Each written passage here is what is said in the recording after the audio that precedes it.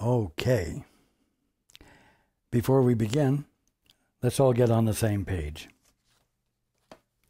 If you're reading from the Sparkly Book, it's page 406, the third full paragraph. If you're reading from the second edition, it's page 356, paragraph 7, sentence 6. In the first edition, it's page 332, the first full paragraph, the sixth line. In the JCIM, it's page 170, the sixth paragraph. And if you're reading from the CIMS edition, it is page 342, paragraph 23. Let's take a few moments to be quiet together.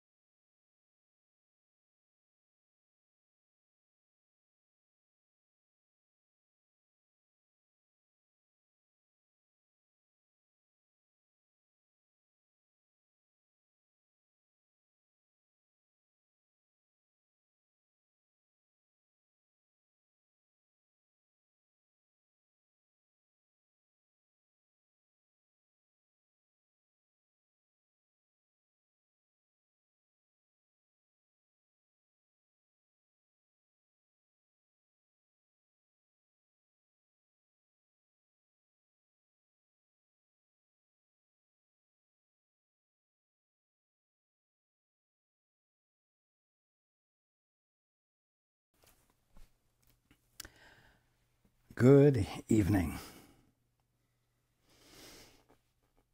And welcome to everyone who's joining us on the internet.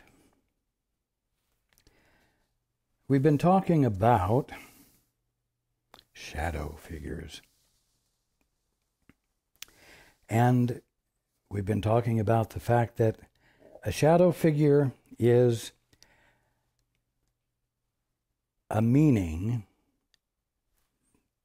that you have given to yourself to identify yourself, or a meaning that you have given to someone else to identify them.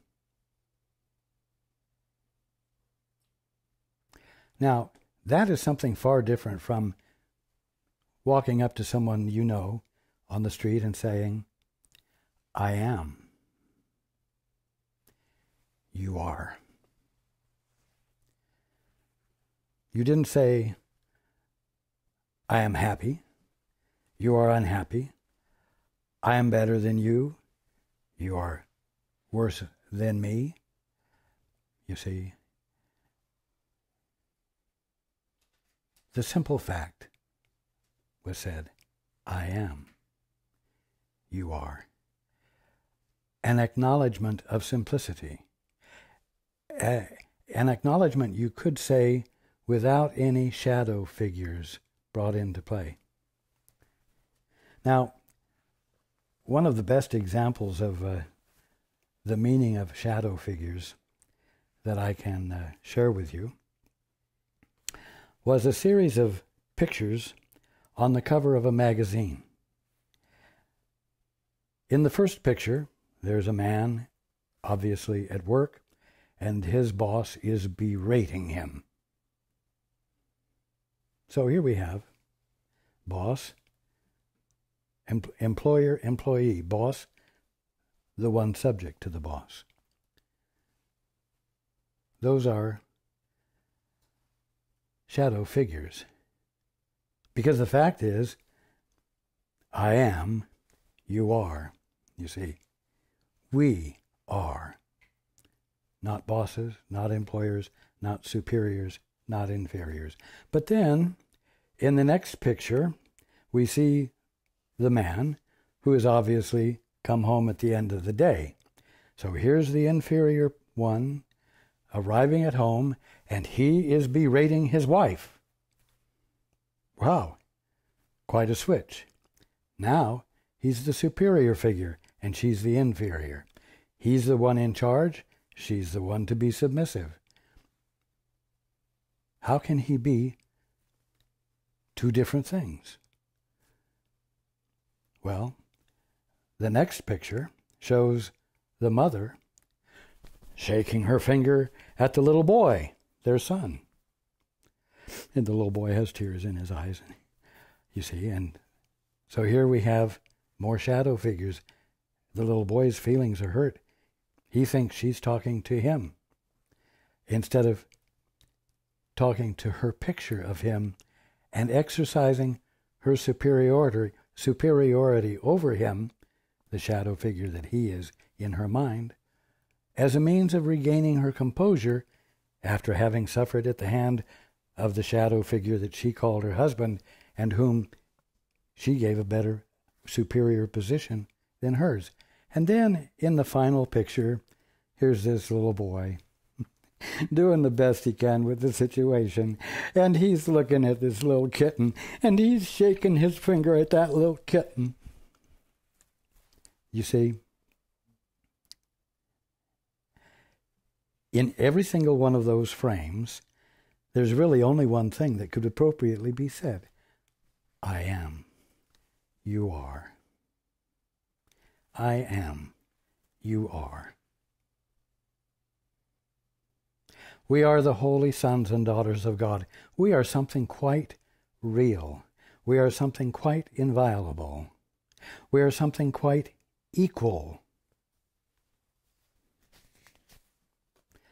We are the presence of love, and our function is to be the presence of love.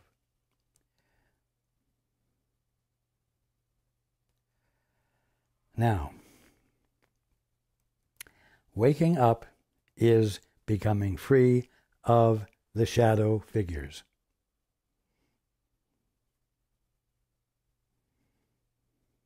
It's that simple. But in order to become free of the shadow figures, you have to have some way of recognizing them and abandoning them.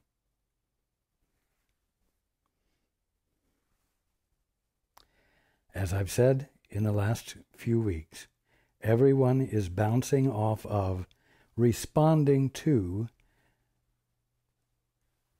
the image, the picture, the meanings that they have given to others. And they are doing it from the image they have of themselves.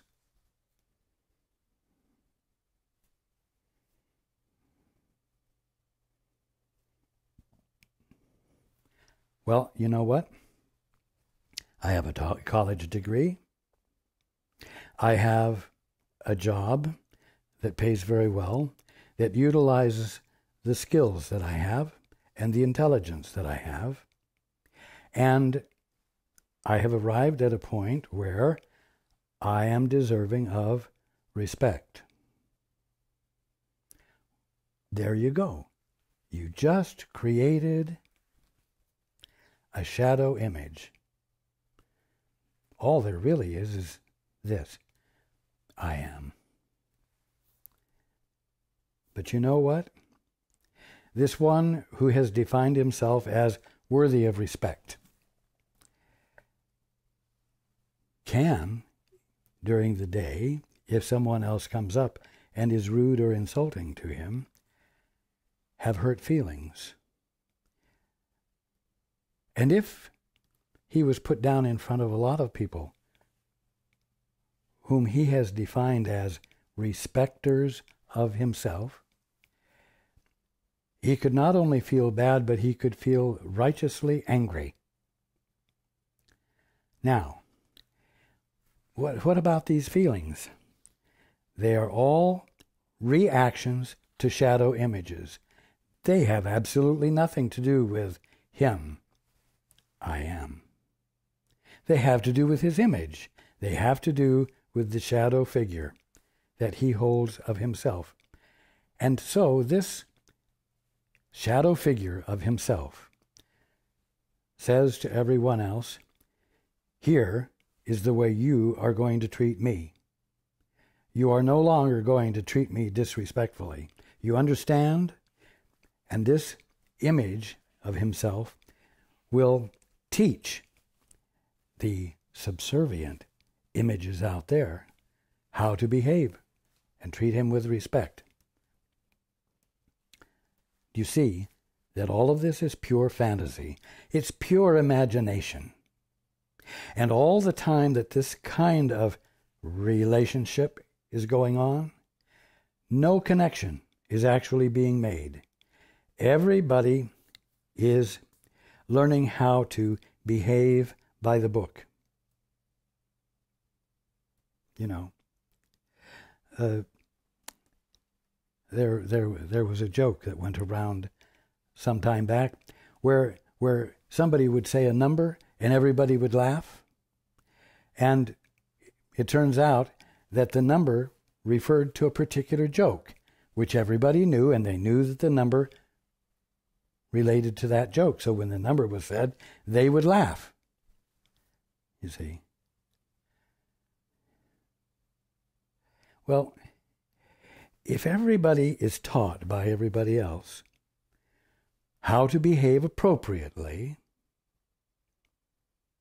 how to respond to the shadow figure, how the shadow figure that you are is supposed to respond to the shadow figure that I am, then when the unreal message is expressed by the shadow figure that is me, everybody else automatically responds appropriately, just like laughing at a number because it applies to a joke.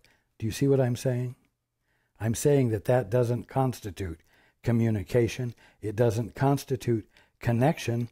It constitutes everybody responding to numbers and concepts by rote, automatically, because it's the way it works. It's because it's the way it has to be. It's because That's the only way you can have order in a chaotic world. Or more truthfully, that's the only way you can have harmony, when you are behaving as though you don't know who your source is and you don't know who you really are. That's what it amounts to. I hope everyone had an interesting time, at least, this past week in paying attention to the occasions where you behaved like a shadow figure, or you expected others to behave according to the shadow figure you were superimposing upon them.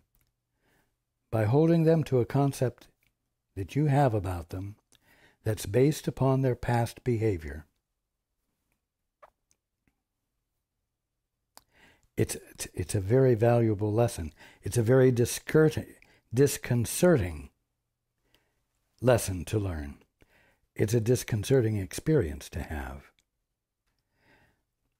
Because you begin to realize that perhaps there hasn't been nearly as much of what is real going on in your life as you thought. And of course, the point is not to get hung up on that, but to rather shift gears so that you are connecting with what is real more consistently and expressing what is real more consistently. The only problem is that as you find out that a lot of what you've been doing and a lot of your behavior has kept you in a state of ignorance, staying there will not be as satisfying as it used to be. And so you could find life beginning to be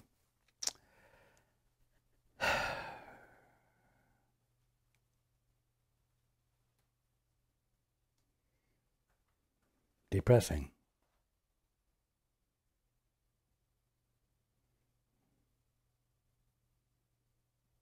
Because part of you will still try to make the old paradigm work, and it won't work because you know better. You can't make it work like you used to because you have become clearer than you were. And so you begin to see when you are using your mind and your associates for the purpose of creating a false sense of harmony and order without ever connecting with your fellow man. Part of what is disturbing is the loneliness that you begin to feel. You say the number of the joke and nobody laughs anymore. They always laughed before. Your world isn't functioning like it used to. But the reason is that you know that there's an alternative, and you've also begun to see just exactly how you use shadow figures to keep you from your fulfillment. This is such a valuable step to find yourself on. Because until you're on this step, you can't step out of, for lack of better words, the orphanage. You can't step out of your orphanhood.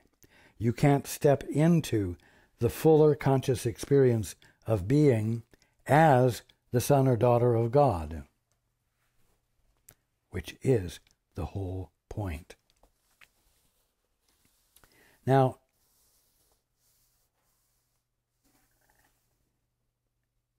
no matter how much you deny the existence of God, no matter how much you deny your inheritance, your birthright from the Father, your sonship or daughtership, you still remain unalterably what God created you to be.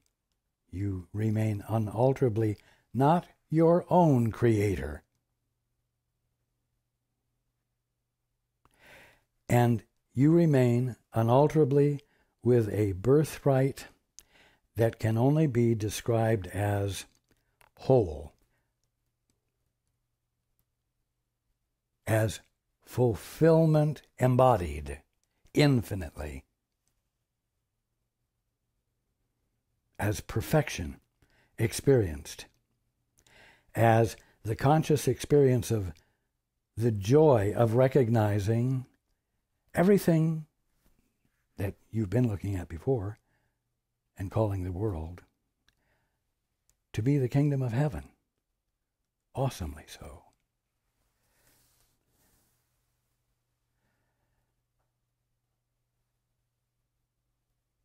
So, no matter how wretched an orphan you have learned to present to the world because that shadow image gets you the most, you have just been fooling yourself, and you have been playing a charade that never, ever can become real and never has, and actually has constituted a forever emptiness as long as you have been employing it, but which you had fooled yourself into believing was actually fulfilling. So,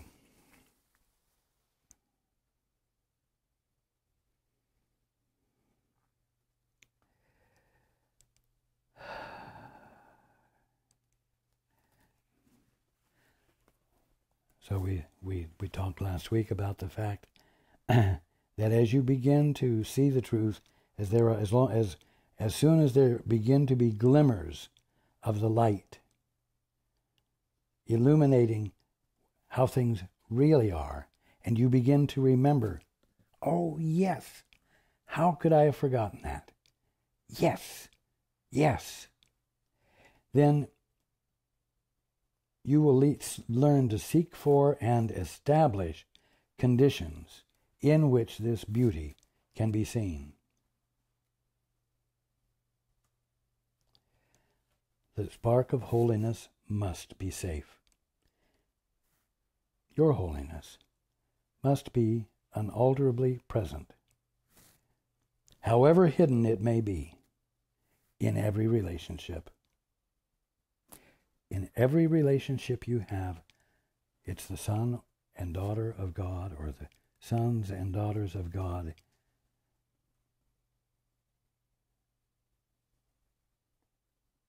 experiencing their oneness.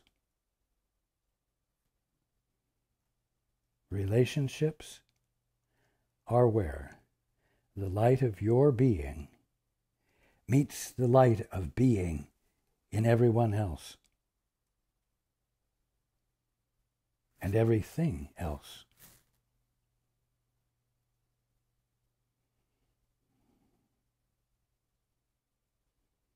The spark of holiness must be safe, however hidden it may be, in every relationship. And that's all you're ever in, are relationships.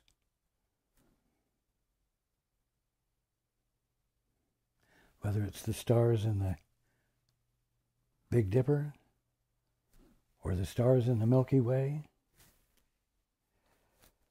you're in relationship. There is a relationship, even if it's only how far you are physically from it. It's measurable. There is something actual. It's more than just distance and more than just physical. You are in relationship right now with absolutely everything that exists, whether you are conscious of it or not. And the spark of holiness must be safe, however hidden it may be, in every relationship. That means that your relationship with the stars and the Big Dipper are a holy relationship.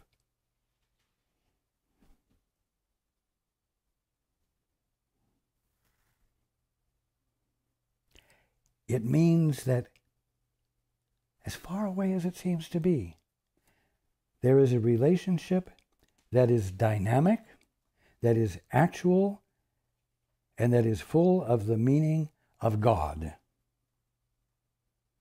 And this is why I keep saying that every single moment you're in and every single thing you are in relationship with, whether it's a table or a plant or a fingernail, it is the provision on the spot, right then and there, for waking up, because you can dare to ask, what is the more of what God is being right there than what I'm seeing? And what is the more? I'm going to add this. What is the more that God is being right where I see me than what I'm currently experiencing?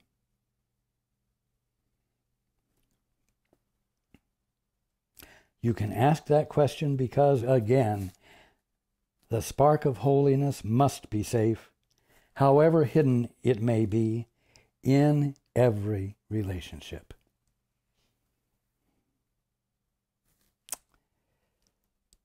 For the creator of the one relationship has left no part of it without himself. Now, this is the only part of the relationship the Holy Spirit sees.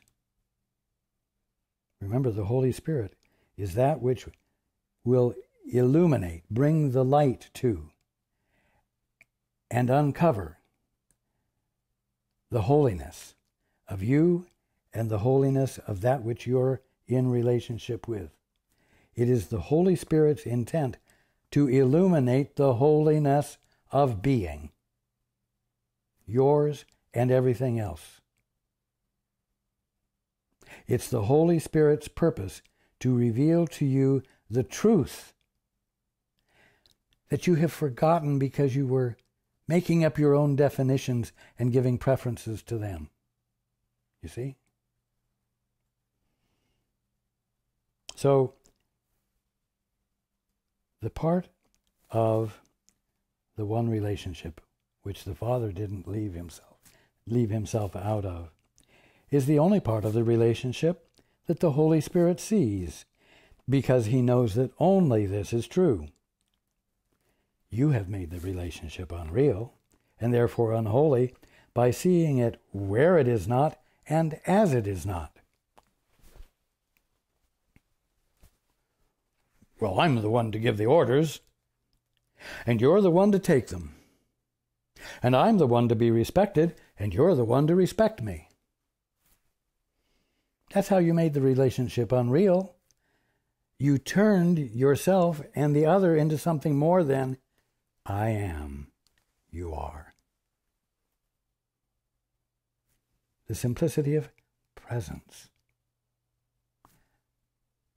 You made the simplicity of presence into something unreal by embellishing it and saying, I'm in charge of you, and you must do what I say. I've done more to deserve respect than you have, so for right now, until you do more that causes me to respect you, you respect me. You see, your shadow image of yourself addresses your shadow image of them. And you tell their shadow image of themselves to honor the shadow image in you, you see. And you all train each other how to be these perfect shadow figures. You all teach each other how to be utterly artificial. And then you wonder at the niggling uneasiness in you that in one way or another is trying to say, there is another way to look at this.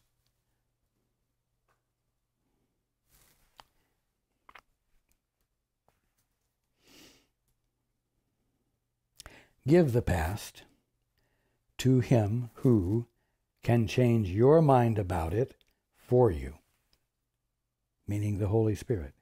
Now, to see the integrity of all of this, what would give the Holy Spirit the authority to change your mind about it for you? And under what circumstance could you dare to trust into letting the Holy Spirit change your mind about it for you? Well, it's the fact that the Holy Spirit is nothing more than your right mind. It's you at the bottom line. It's that of you which you're ignoring while you choose to play at being an ego. It's that simple. So you can dare to let the Holy Spirit change your mind for you, because you're letting your innate, forever integrity teach you how not to be insane anymore. And there is no one better able to teach you your sanity than that of you which is sane. That is what you would want to rely on. That would be truly the only safe thing to rely upon, to lean into, to entrust yourself to. Because you know that if you are entrusting yourself to that of you which is the absolute integrity of your being, well, that's the only thing you could dare to commit yourself to, entrusting yourself to. That is the wonder of the teaching of the Course.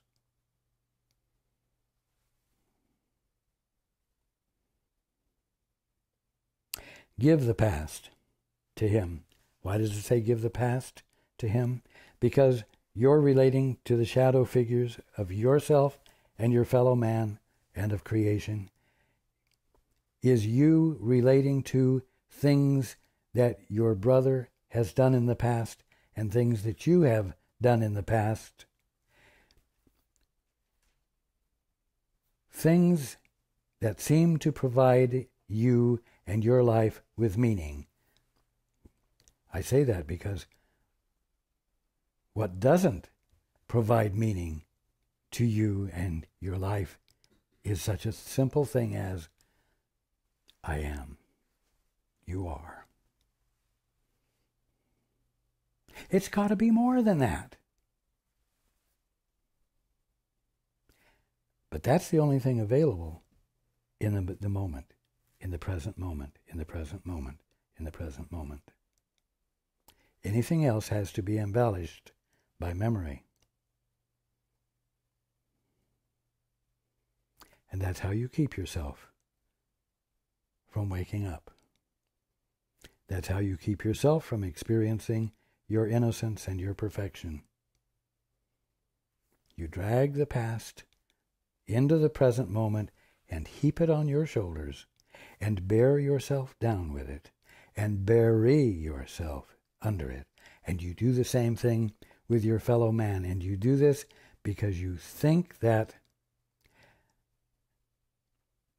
it's the only kind of conscious ordering that will constitute orderliness and save you from chaos. Chaos that you think awaits you for only one reason. That reason being that you said, Father, I'd rather see it my way. I'd rather not see it as it truly is. I'd rather be crazy for a while. I'd rather function in my imagination for a while, even though it's a dangerous thing to do, because I will not be connected with reality in a way that allows me to fit in with it and feel its support and feel my perfection within the perfection of everything that I'm allowing myself to fit in with, you see? So you use the past to block the experience of your perfection in the present. You have made the relationship unreal and therefore unholy by seeing it where it is not and as it is not. Give the past to Him who can change your mind about it for you, dependably, and without risking anything. But first be sure you fully realize what you have made the past to represent and why. In brief, the past is now your justification for entering into a continuing, unholy alliance with the ego against the present, for the present is forgiveness. Therefore, the relationships which the unholy alliance dictates are not perceived nor felt as now. It's sort of like you're working out the past together. You get together, and instead of playing cards, you work on the past.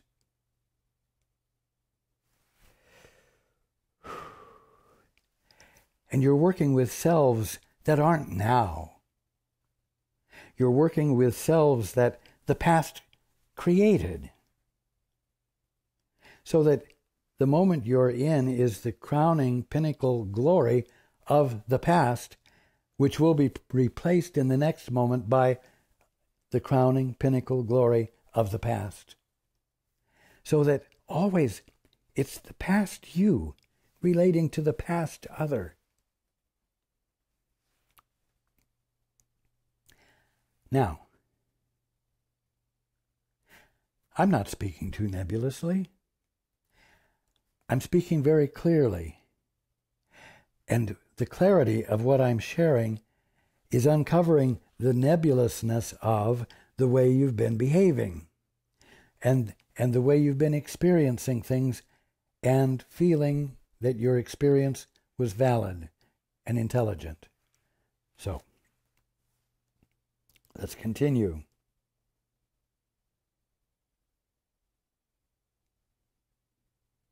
Therefore, the relationships which the unholy alliance dictates are not perceived nor felt as now, yet the frame of reference to which the present is referred for meaning the past, is an illusion of the past. It gets even more nebulous, doesn't it? It's not an actual past. It's an illusion of the past. So you got illusions built on illusions. Now, it doesn't hurt to see this, because you have the answer. We've been talking about the answer long enough so that what we're talking about now cannot throw you for a loop or make you feel crazy. Because although you are learning of the craziness of how you have been perceiving, you're learning it after the fact. You're learning it after the fact of my having shared with you that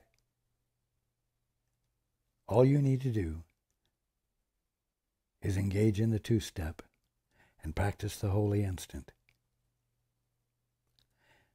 The answer, no matter how complicated and convoluted and crazy the things are that we're talking about, they can be stepped out of, released, let go of, by a simple practice of shutting up. Shutting up what?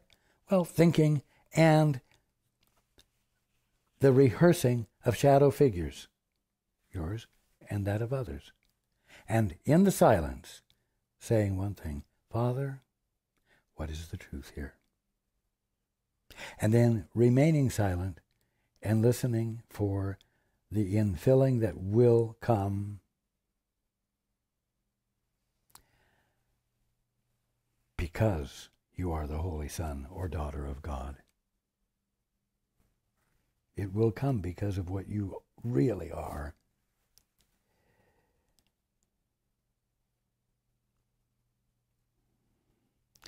The frame of reference to which the present is referred for meaning is an illusion of the past in which those elements which fit the purpose of the unholy alliance are retained, and all the rest let go. In other words, the shadow figure that you have determined yourself to be. You have valued and retained it, and you have let go of the truth that you are the holy son or daughter of God.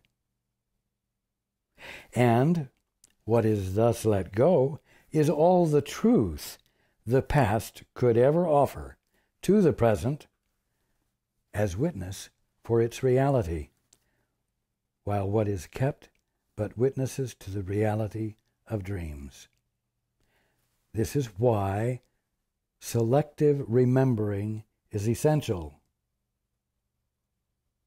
so that what is real is retained, and what is not is let go of, so that now you could say you are left with a past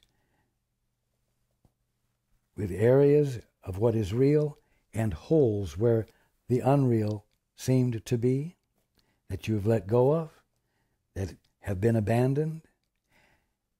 And the fact is that with we'll call them islands of reality, islands of what is true about you and what you have been, and what is true about the love that has been expressed, given to you, the fact that that is the only thing confronting you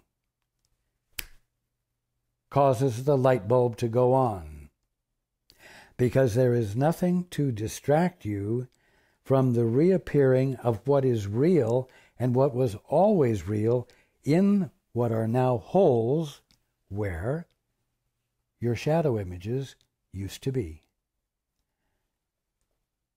And so you awaken wholly, totally, instantly. Your right mind is returned to you. And that's the point. Now, it is still up to you to choose to be willing to join with truth or illusion. But remember that to choose one is to let the other go. Which one you choose, and this may be a little confusing, which one you choose, you will endow with beauty and reality, because the choice depends on which you value more. Whichever one you value more, whether it is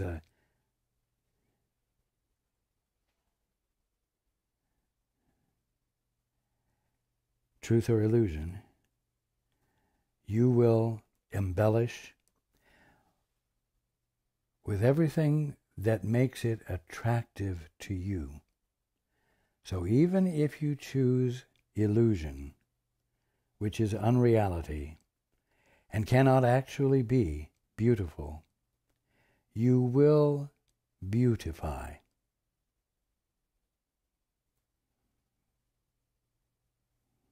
You will, and you have. And you've made it seem worth holding on to. Never having brought yourself to the point where you would say, wait a minute, stop. Father, or any greater power that is, if you exist, will you tell me whether I am seeing things truly or whether what I'm seeing is illusory?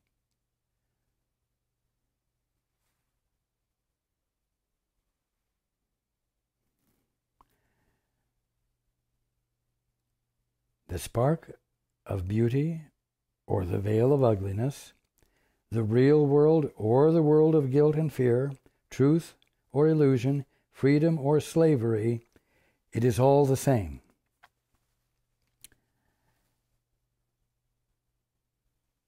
There's a fine distinction that's being made here. If you are in the orphanage and you are trying to make a choice between being a good boy or a bad boy, an intelligent person or a drag on the goings on of the orphanage.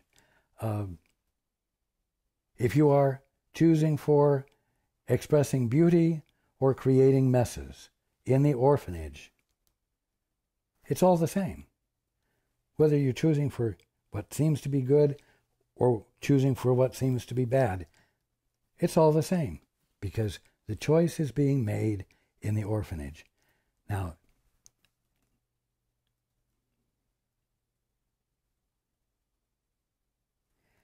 the next sentence says, "For you can never choose except between God and the ego." Well, what does that mean? In this context, it means whether you're choosing for the orphanage or leaving the orphanage. It's not for choosing to be better or worse in the orphanage. That's not a choice. That's the same old, with new words draped around it, and perhaps some new creative behaviors draped around it. But it's still all orphan behavior. It's all still going on in orphan land. So therefore, those aren't actual choices, because there aren't two things to choose between.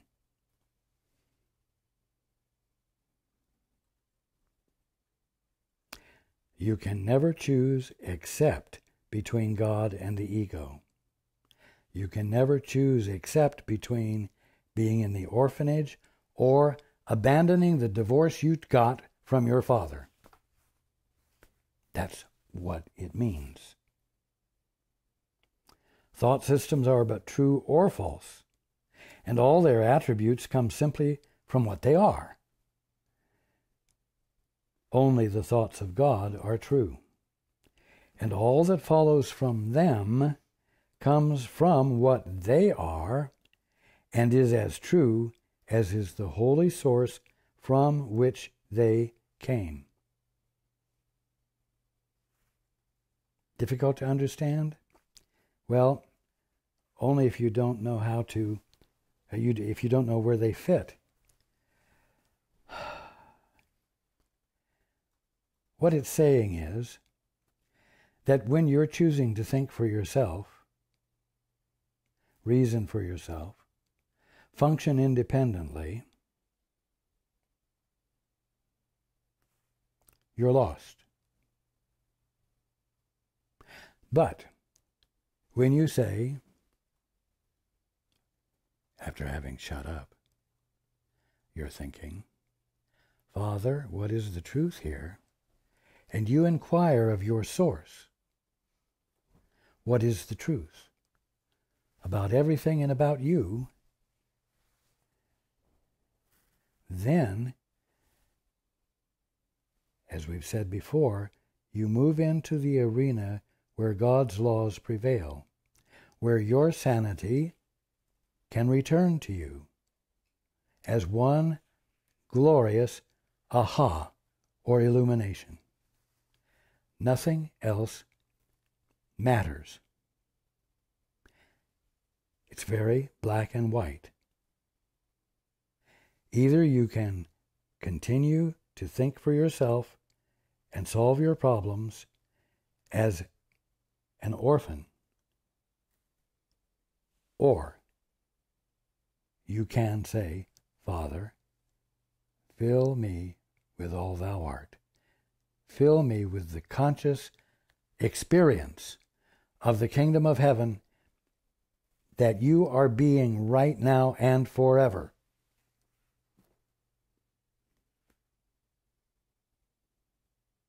Only the thoughts of God are true.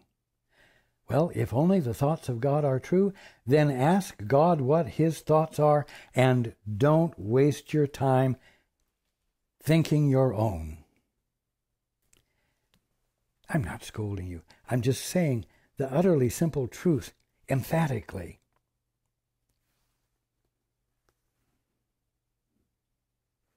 Now, my holy brothers, I would enter into all your relationships.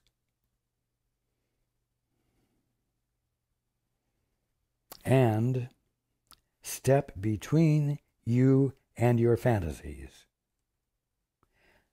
Let my relationship to you be real to you.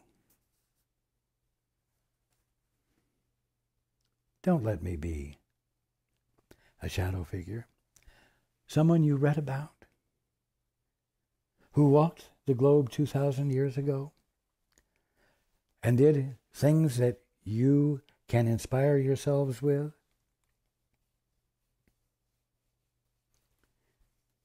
Let me in, as Paul is doing at this moment, for himself. Let me in to you, for yourselves. Because this is the way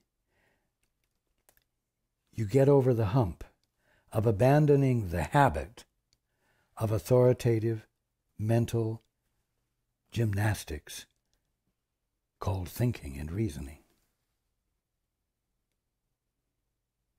Let my relationship to you be real to you, and let me bring reality to your perception of your brothers, to your perception of your brothers. Let me undo the shadow images about your brothers that you have created in your mind and held them to and punished them for. Oh, and perhaps praised them as well when it suited you. They were not created to enable you to hurt yourselves through them. That isn't what you were all created for, to use each other in that way. You were created to be? No, you were created, and you are being. You find yourself being. You find yourself at a loss for words, any words other than I am. You are.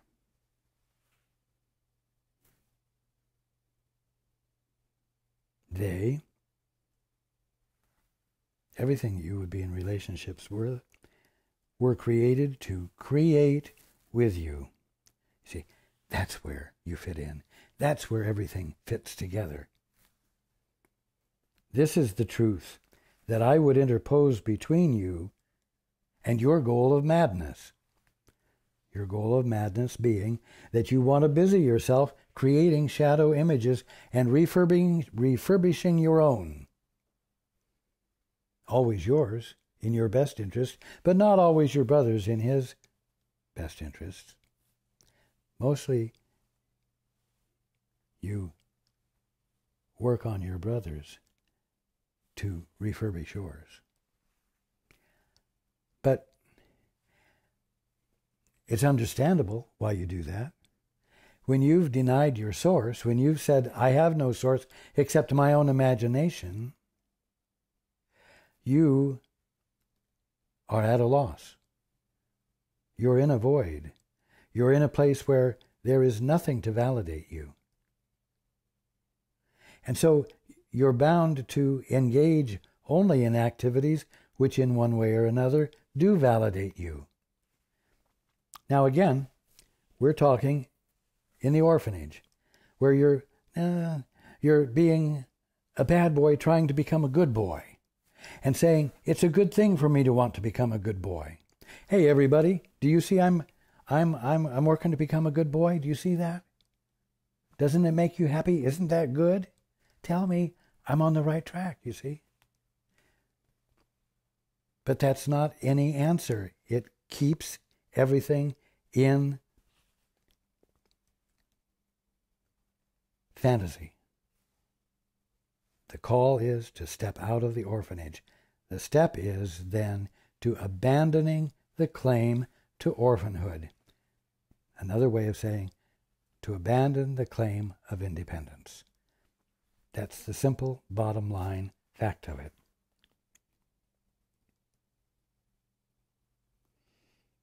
Be not separate from me. This moment, the next moment, tomorrow, a week from now. Or don't be separate from your guide. because we're all the Christ, except those who function at as your guides, like the Holy Spirit, are awake and perform the same function that the Holy Spirit does. Be not separate from me. I could say, be not separate from us. And let not the holy purpose of atonement be lost to you in dreams of vengeance. In other words, in the miserable state of affairs that call for justice constantly,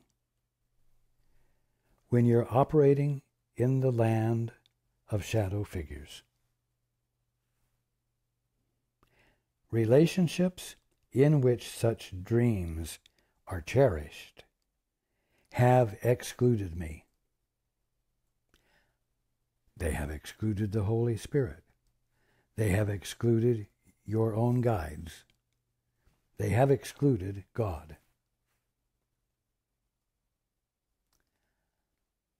They have excluded all the things that are real and that can point out the things that are real and help you abandon the things that are not, so that confusion vanishes in the clarity of the ever-presence and only presence of what is real, of what is love, of what is truth, of what is God appearing.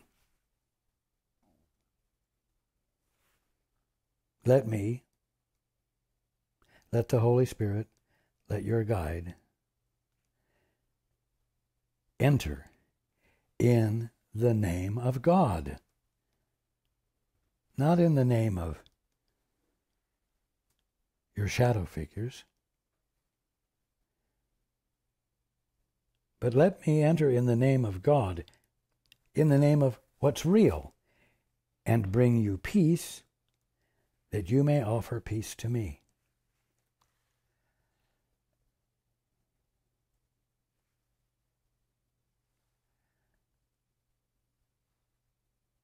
That's a really simple way of describing the two-step and the effects of the practice of the two-step. And it is my hope that as we have been covering all of this, you have begun to feel uncomfortable about continuing to function in the realm of shadow figures. Because in one way or another it has become clearer to you that doing so is a miserable state of being that is not your birthright.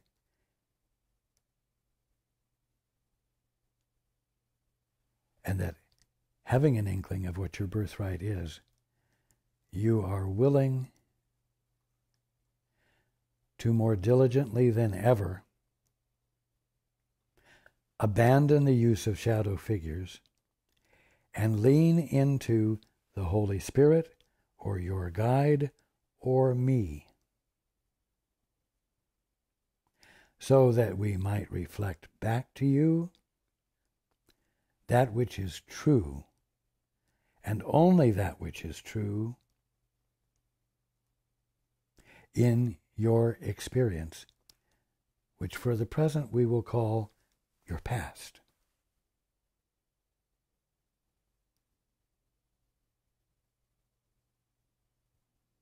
And we will do that so you will become free of the past and be able to be totally present in the now, which is where your salvation is and which is where reality is.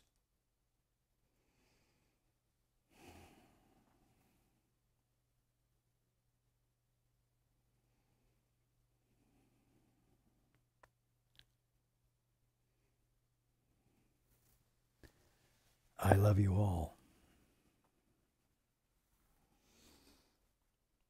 and I look forward to being with you next time.